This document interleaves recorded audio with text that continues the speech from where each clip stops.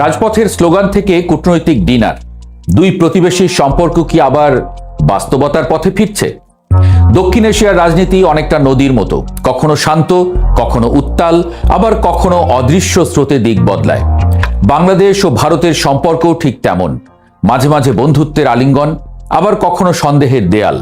ইতিহাসের পাতা উল্টালে দেখা যায় এই সম্পর্ক কখনোই সরল রেখায় হাঁটেনি, বরং বাঁক, ভাঙন আর পুনর্মিলনের গল্প ভরা।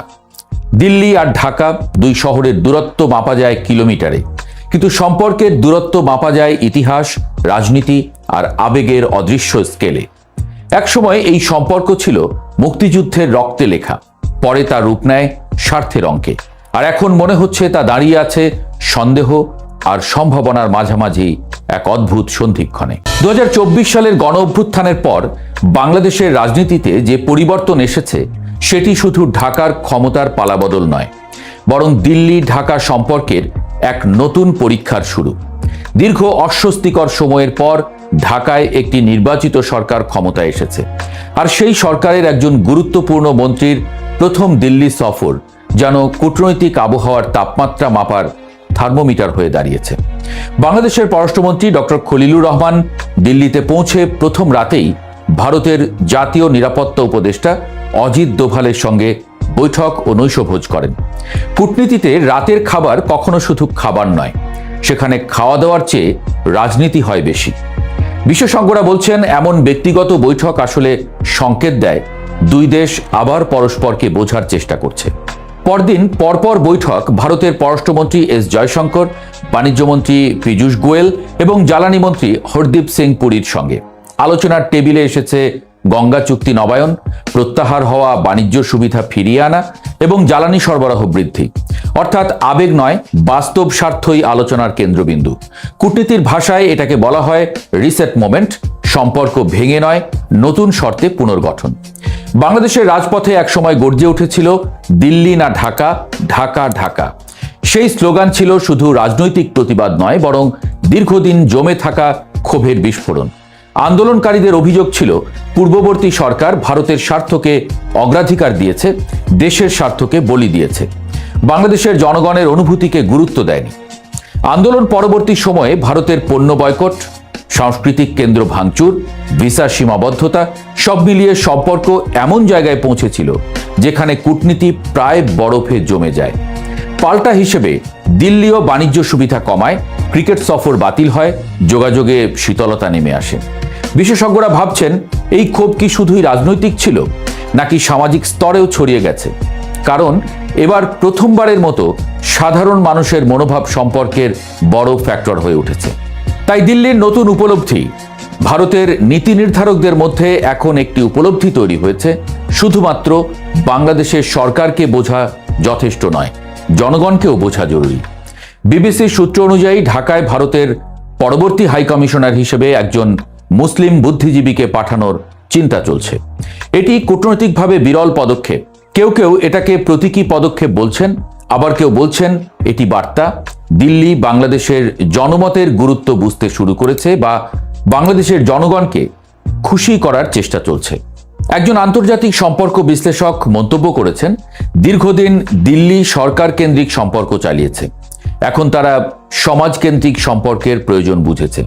বিষয়টি অনেকটা প্রতিবেশীর সঙ্গে বারান্দার আলাপের মতো, শুধু বাড়ির মালিকের সঙ্গে নয়, বাড়ির মানুষের সঙ্গেও হাসি মুখ রাখতে হয়।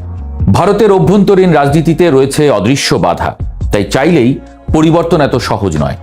পশ্চিমবঙ্গ ও আসামের নির্বাচন ভারতের নীতিকে প্রভাবিত করছে।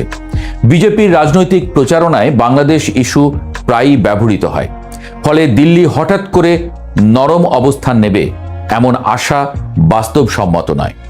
এইদিকে বিশেষজ্ঞরা বলছেন ভারতের পররাষ্ট্রনীতি প্রায়ই অভ্যন্তরীণ রাজনীতির ছায়ায় পরিচালিত হয়। নির্বাচনের আগে কঠোর ভাষা, নির্বাচনের পরে বাস্তববাদী কূটনীতি, এটাই দক্ষিণ এশিয়ার পরিচিত দৃশ্য। অর্থাৎ প্রকাশ্যে কঠোরতা থাকলেও পর্দার আড়ালে সম্পর্ক মেরামতের কাজ চলতেই পারে। পারস্পরিক অবিশ্বাস কাজ করছে দুই দিক থেকেই। বাংলাদেশে যেমন ভারত বিরোধী মনোভাব আছে, তেমনি ভারতের একটি অংশের মধ্যেও বাংলাদেশ সম্পর্কে সন্দেহ ও বিরূপ ধারণা রয়েছে। এই মানসিক দূরত্বই সম্পর্কের সবচেয়ে বড় চ্যালেঞ্জ। ঢাকায় সাবেক ভারতীয় রাষ্ট্রদূত পিনাক রঞ্জন চক্রবর্তী বলেছেন, দুই দেশের সম্পর্ক কখনোই পুরোপুরি থেমে যায়নি। রাজনীতি বদলেছে, কিন্তু বাণিজ্য, যোগাযোগ ও অর্থনৈতিক নির্ভরতা চালু থেকেছে। বিশেষজ্ঞরা বলছেন, রাষ্ট্রের সম্পর্ক শেষ পর্যন্ত আবেগ দিয়ে নয়, প্রয়োজন দিয়ে টিকে থাকে। নদী যেমন দুই তীরকে আলাদা করেও যুক্ত রাখে, তেমনি অর্থনীতি দুই দেশকে একসঙ্গে বেঁধে রাখে। আওয়ামী লীগ ফ্যাক্টরে অস্বস্তির ছায়া। ভারত বাংলাদেশ সম্পর্কের সবচেয়ে স্পর্শকাতর বিষয় হল আওয়ামী লীগ। দিল্লির সঙ্গে দলটির দীর্ঘ ঘনিষ্ঠতা এখন নতুন সরকারের জন্য রাজনৈতিক চাপ তৈরি করছে। ক্ষমতাচ্যুত শেখ হাসিনা ভারতের আশ্রয়ে থাকায় বিষয়টি আরও জটিল হয়েছে। ঢাকা প্রত্যাবর্তন চাইছে, দিল্লি নীরব। কূটনীতির ভাষায় এই নীরবতাই সবচেয়ে জোরালো উত্তর। তবে পর্যবেক্ষকরা মনে করেন, বাস্তববাদী শেষ পর্যন্ত জয়ী হবে, কারণ কূটনীতিতে স্থায়ী বন্ধু বা শত্রু নেই, আছে স্থায়ী স্বার্থ। একজন সাবেক কূটনীতিক মন্তব্য করেছেন, ভারত বাংলাদেশে বহু বিনিয়োগ করেছে, তাই সরকার বদলালেই সম্পর্ক বদলায় না। বিএনপি বিজেপি সংলাপের মধ্যে রয়েছে নতুন অধ্যায়। দিল্লিতে বাংলাদেশের পররাষ্ট্র উপদেষ্টার বিজেপি সদর দপ্তর সফর একটি প্রতীকী মুহূর্ত।